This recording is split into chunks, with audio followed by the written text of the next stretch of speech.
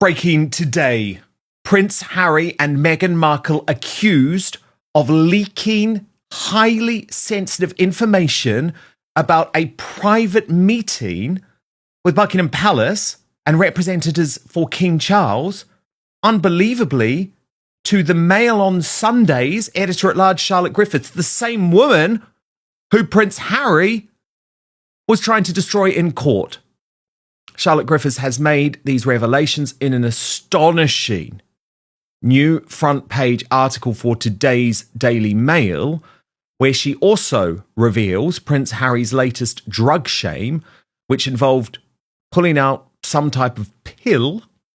She claims it may have been paracetamol, putting it on her tongue and saying, "Now I know I can trust you." This, by the way, was within seconds of meeting the then 27-year-old newspaper journalist. So Harry is in deep trouble on a whole load of matters. And he knows, because yesterday he tried to blame, and this was the GB News spin, he tried to blame soaring London temperatures and a heat wave as the reason why he snuck into the Chelsea hospital and was not pictured at all. Today he has broken cover, visiting the Birmingham Children's Hospital, where he is patron of the charity Well Child. He looked emotional as he hugged a nurse and engaged with the children. But of course, guess who hasn't showed up to support him? That ever-loving wife, Meghan Markle, who any time the shit hits the proverbial, hits the fan, seems to disappear. Of course, the big event happens at the Invictus 1 year to go countdown. If Meghan Markle leaves Prince Harry to do that on his own, I think you'll know there are now even more troubles within this marriage. But let me get to this astonishing revelation from Charlotte Griffiths, that this meeting, and it was a highly significant moment because it was a meeting between Tobin Andre, who is the King's most senior royal courtier on the communications side of things. Full disclosure, he actually used to be my boss when I worked at the Daily Mail, but he is an old Etonian and very, very close to the King. And he had this secret meeting, which was pictured by the Mail on Sunday, with Prince Harry and Meghan Markle's then senior staff members, Meredith Maines and Liam Maguire, at a private members club close to Buckingham Palace. And everyone wanted to know, how on earth did they get these pictures? Who was leaking this sensitive information? And given that the information was leaked to Charlotte Griffiths, the thinking was, well, it couldn't be from Prince Harry and Meghan Markle because they're suing the woman. But Charlotte in the Daily Mail today has revealed that is indeed what happened. She wrote, "What is even more galling, given David Sherborne, that's Prince Harry's slippery lawyer, and his line of attack, is that in the months leading up to my court appearance, Harry's circle had been very leaky indeed. I can now reveal that during the summer of 2025, a close advisor to Harry and Meghan had contacted me out of the blue and invited me to lunch at the Ivy restaurant in London. As a result of information given to me at that lunch meeting, I placed a series of stories in the Mail on Sunday that portrayed the couple in a positive light. This included a front-page article which ran in July, suggesting that Harry and Meghan were attempting to rebuild their relationship with King Charles. It revolved around the fact that Liam Maguire and Meredith Maines, Harry and Meghan's USPR chiefs, were to hold clear-the-air talks with the monarch's aide, Tobin Andre, in London. I was duly tipped off about the meeting, which was held at the Royal Overseas League near Clarence House. The attendees settled themselves on a balcony plainly visible from the public park below. The Mail on Sunday arranged for a photographer to capture the cosy but very embarrassing scene. In a development which speaks volumes for their integrity, sources close to the Sussexes then briefed the Daily Telegraph that they were very frustrated that the pictures of the Royal Overseas League gathering had ended up in the Mail on Sunday, suggesting, quite falsely, that the palace was responsible for a grotesque betrayal of trust. Now, just 6 months later, the prince was impugning my integrity while swearing that his people never leaked and that stories that ended up in my newspaper must have been obtained illegally. Rafe Hadel-Mankoo is a royal historian and senior fellow at the New Culture Forum. Oh my God, Rafe, this is actually so serious now, because you know all of the talk all along in terms of this sort of rapprochement between Harry and King Charles has been based on an understanding that it must stay confidential, Rafe, that he must not continue to leak information.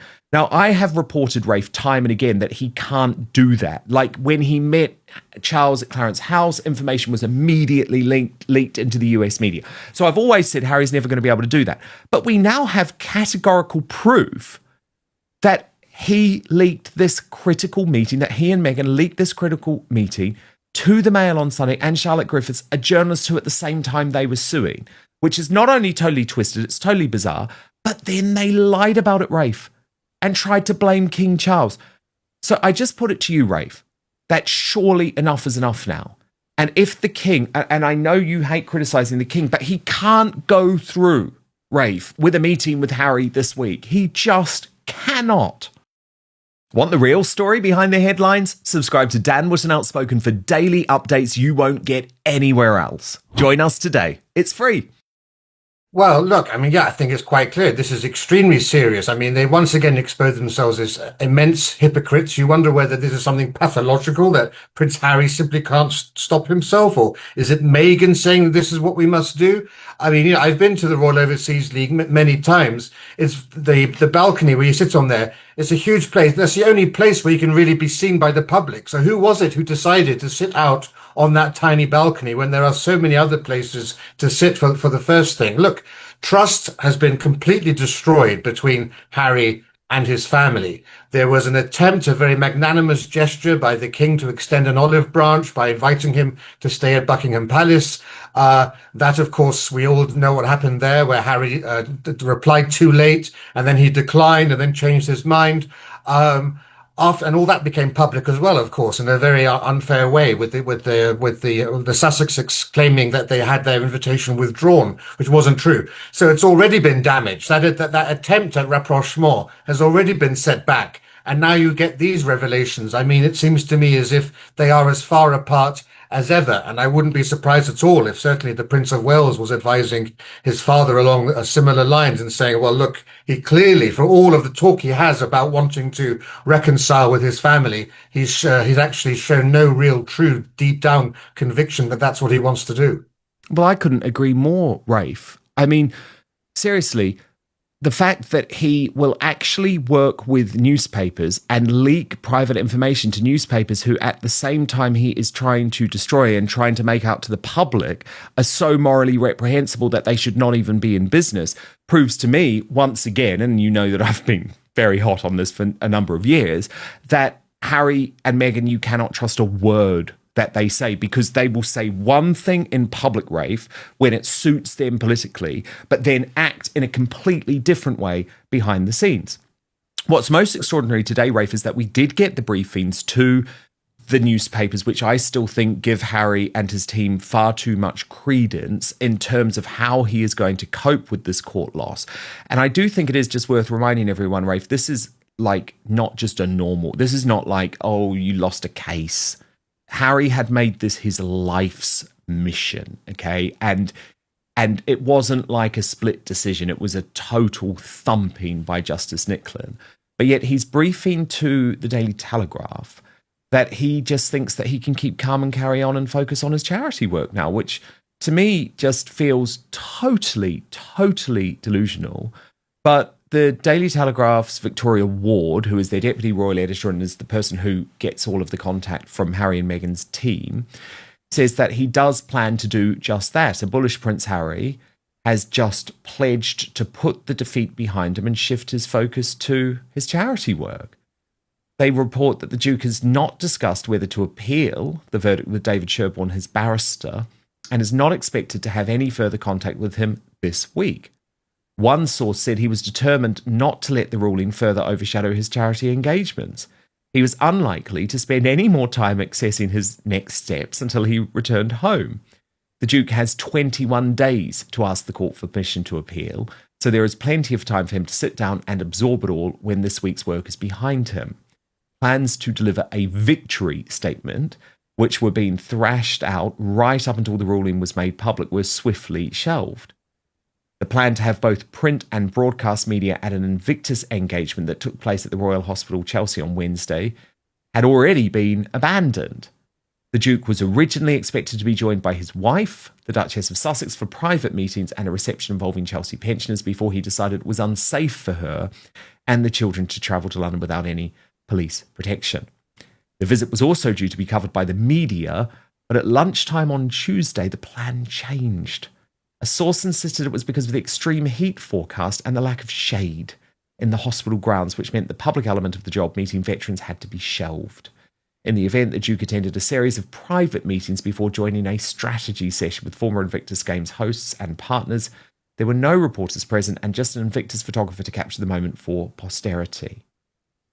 Today, he was back in the public eye, of course, and then on Friday, he will be met with a gaggle of photographers in an event marking the one-year countdown to next year's Invictus Games.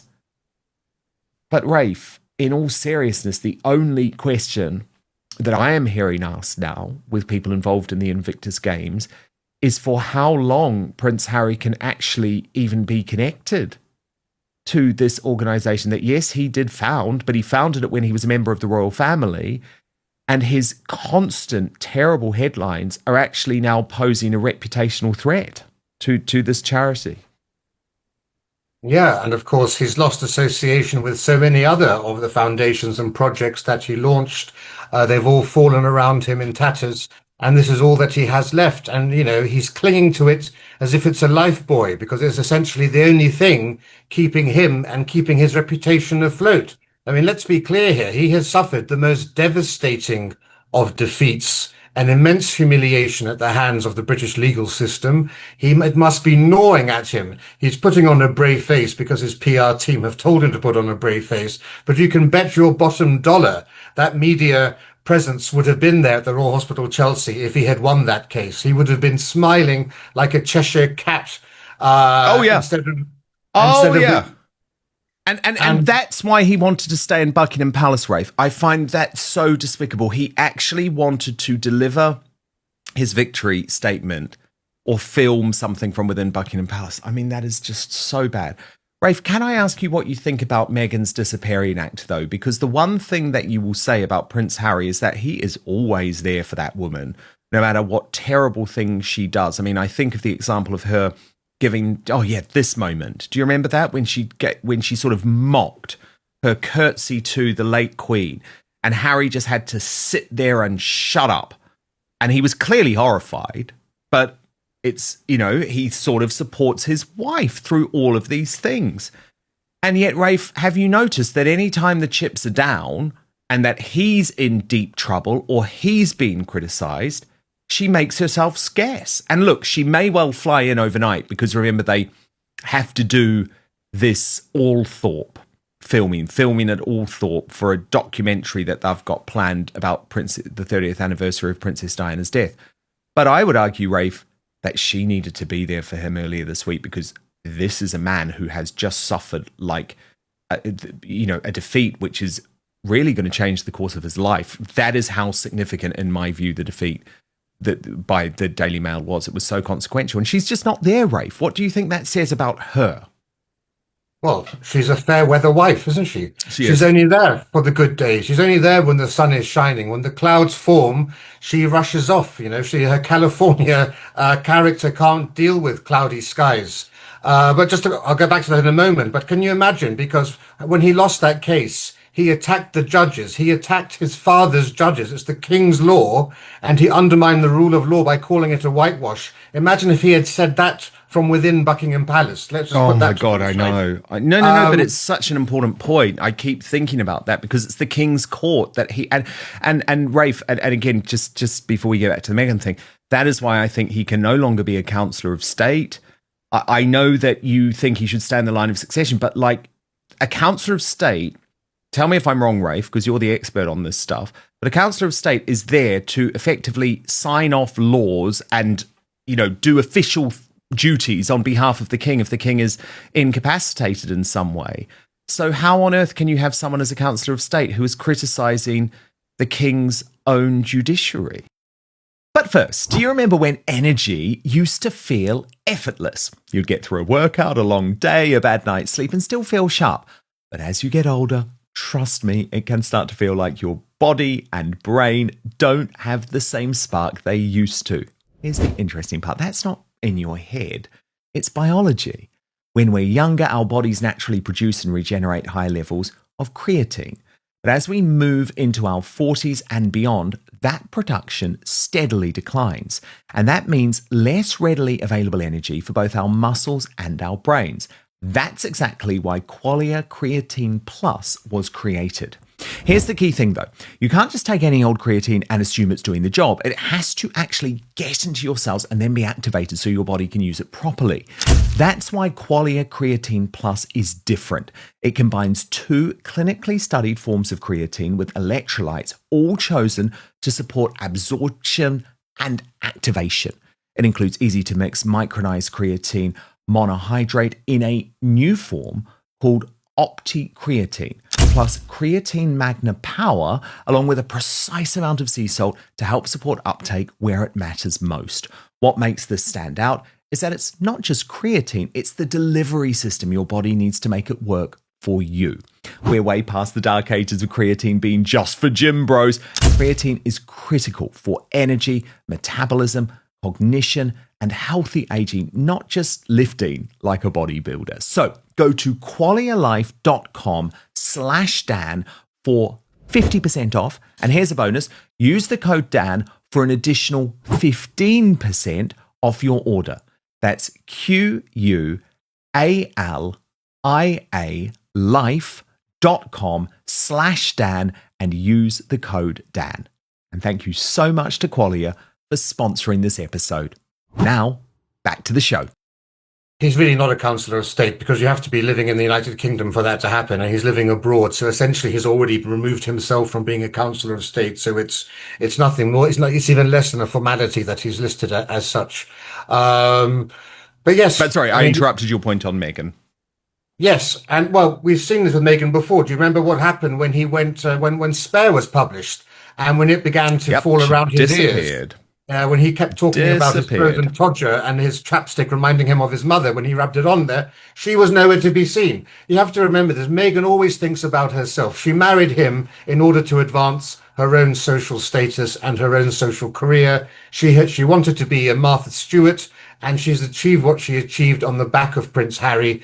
This has always been a marriage in which the key target, the key beneficiary was Meghan, and Harry was simply there to officiate for her to become what she wanted to become. And the proof is in the pudding. And we know full well, of course, all the stories we get about her not wanting to be in the UK because of the security issues and so forth. She could have come here so many times anonymously. You know, the Queen used to go to the Kentucky Derby to visit her friends who were horse breeders there privately. Prince Charles, Prince Edward used to go to Canada and Australia on private visits. We were none the wiser. There is no reason Harry, Meghan and the kids couldn't have gone on a private jet to Balmoral. William and Catherine go on their private family holidays even now. And Rafe, think that's even now in the age of social media where people have smartphones and everything, they still go on these holidays. They're never pictured. It's totally private. And Harry and Meghan don't want to do that because I think they're trying to play the king to force him into giving them security. Rafe, another thing that's been coming up this week is this nickname within the palaces. And the reference to the fact that Harry and Andrew Mountbatten Windsor are now described as the Dukes of Hazzard. Indeed, Tom Sykes of the Royalist Substack, his new book is actually going to be called The Dukes of Hazzard. But Kate Mancy, the assistant editor of The Times, reports today, Rafe, palace insiders refer to Harry and Andrew Mountbatten Windsor as the Dukes of Hazzard, the only official sounding title still attached to the king's disgraced brother, who was stripped of his titles of Prince and Duke of York last year. Courtiers saw the king's patience snap again last weekend over Harry.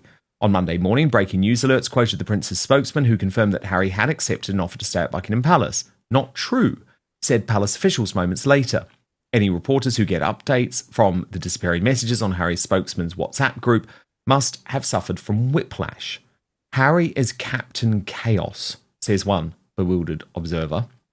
One source even suggested that Harry's spokesman's statement that the Duke would stay at Buckingham Palace may have been a trap designed to force the palace into coming good on the offer for the sake of appearances. But Charles was not for turning.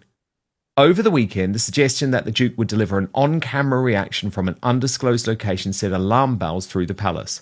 If Harry, and this is the point that you were making, Rafe, delivered an excoriating attack on the King's courts from under the sovereign's roof, it could prove embarrassing for Charles.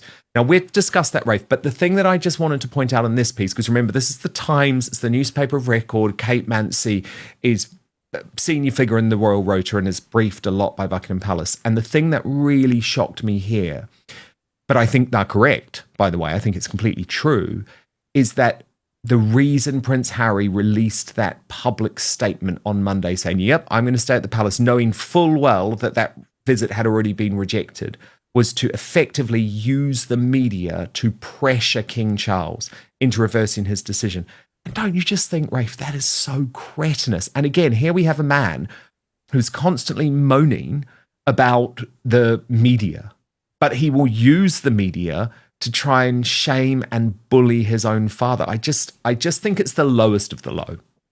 Yeah, you're absolutely right. It's crass and it's so obvious. I mean, these are mind games and attempts at manipulation, which are so easy to see through. I mean, no, you have to be, a dunce at the royal household not to see what his game is. But I mean, what is his long game? I mean, it's also such a short-termist thing. If you really want to heal things with your father, if you want to show that there's trust there and build things back to whatever, who knows, a balcony appearance in 10 years or whatever the long game is, this is not how you achieve it. And let's remember what happened here. He went into a long sulk because Ravek, who decide whether he gets full security or not, they decided he wouldn't get security during this visit. And so then rather than respond to the kind invitation of his father to stay at Buckingham Palace, rather than respond by the end of last week as he was told, he went into this long strop. And then a day after the deadline, he then declined the invitation. And then a few hours later, he accepted the invitation, by which point he was told it was too late. But then he releases this statement as well. I mean, it's absolutely jaw-dropping to think that he thought this strategy would A, work, and B, that it would somehow wouldn't interrupt a chance of a reconciliation. Rafe, I also think Prince Harry is delusional to just believe he can move on from this court case, because I think it's really important to point out, Rafe, exactly what he was trying to do, because it was genuinely about shutting down the Daily Mail, genuinely about ushering in a sort of Leveson 2, which would crack down on all of us, censor social media. We've already seen the British government is attempting to do that, take over the algorithm, meaning that channels like Outspoken are pushed down in order to give the BBC and Woke ITV and Sly News this sort of prominence, just as people turn off those broadcasters. And by the way, that's why I just beg of everyone, please do subscribe right now to YouTube. It's to Outspoken on YouTube, because it's completely free to do so, but we have to try and beat the algorithm. And please try and join us on Substack too, which is www.outspoken.live, because that way you get all of our content directly and we're not reliant on an algorithm there. But it's really terrifying what's going on. But Camilla Tominey of the Daily Telegraph, Rafe, actually made a very good point that this loss is good news on that front for the British public, because it means that it's less likely that this intense regulation of the British media will be able to happen. So I'll get your reaction, but I just want you to watch what she's had to say on this, Rafe. Everyone's understandably focusing on Prince Harry losing this court case against associated newspapers, but we need to look at the bigger picture here. This is also a great loss for those involved in Hacked Off, the campaign group that is trying to introduce state regulation of the press. We know that was the ultimate aim, because Leveson 2.0 was mentioned no less than 55 times by the complainant's lawyer, David Sherborne. So this isn't just a victory for freedom of the press, but also for the British public, because without newspapers reporting without fear or favour, then there is no accountability for the rich and famous. You have to remember that it was newspapers that broke the story of, say, the expenses scandal, of Angela Rayner not paying enough stamp duty, of, indeed, the recent revelations surrounding Nigel Farage. Rafe, do you think she's got a point?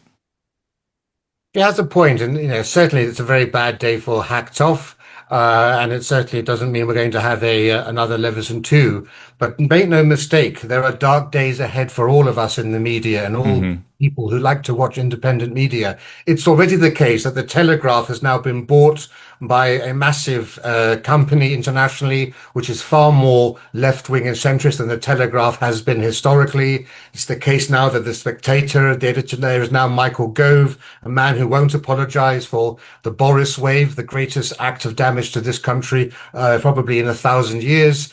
So even the print media here, which you could once rely on, has already been bought up by elements that weren't as traditional as they have been in the past.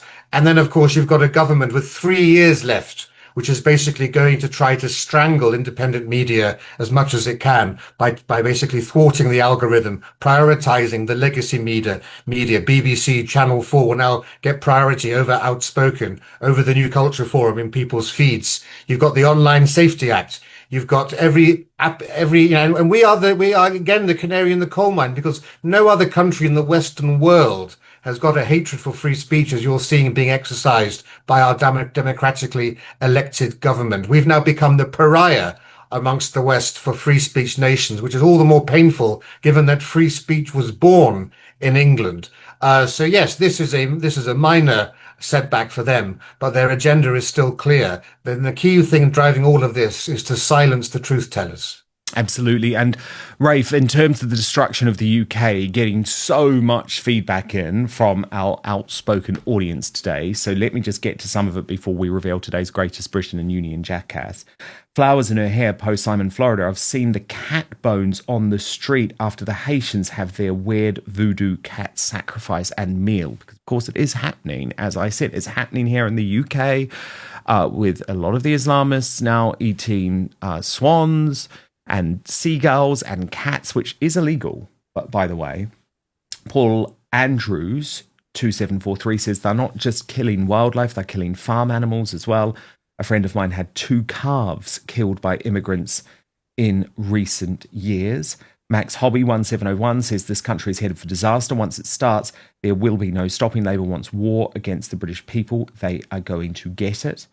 Kilo Foxtrot Delta 6112 says, I lived in Peterborough 16 years ago and the migrants were eating all the ducks on the river, and that was 16 years ago. And Drew Lang says, make no mistake, the police, the establishment chose their side after Southport. I think you're right on that, actually. Douglas Murray saying this week, and we're going to focus on this on the show tomorrow, that he believes that Starmer lost the prime ministership as a result of Southport. And thank you so much to your super chats as well. Avatar X says, if the invaders eat the gulls, bird flu will get them. Well, yeah, but bird flu can spread, can't it? That's the goddamn issue. It's so unhealthy what they're doing. And Liam G5192 says, love your videos. Thanks. Truth is power. Your work is essential to saving the West. Well, thank you, Liam.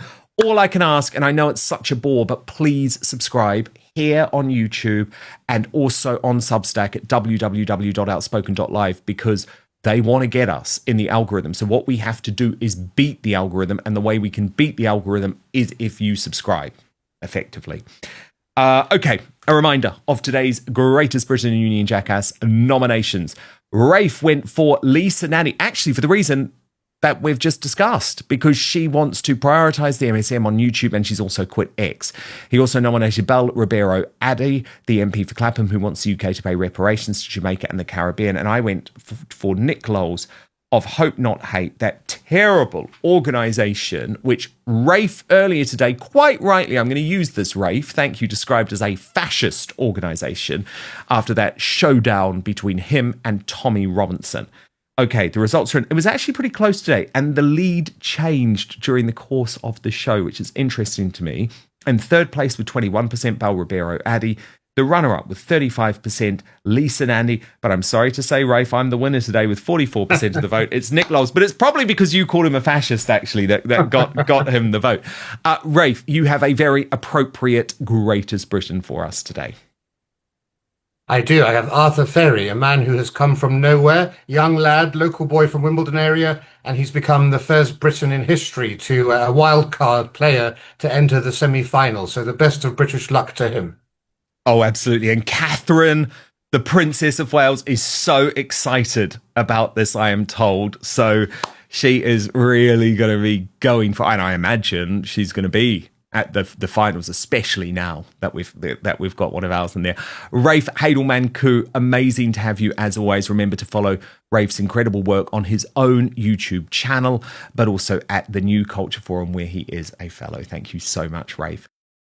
Dan Wootton Outspoken is your no spin, no bias, no censorship outlet for independent news. We have no big tech backing or billionaires pulling my strings, but that does mean I need your support. So please hit subscribe on YouTube, turn on the notification bell, and subscribe to Dan Wootton Outspoken on Spotify or Apple Podcasts. It's totally free, but allows me to continue my promise to always keep fighting for you.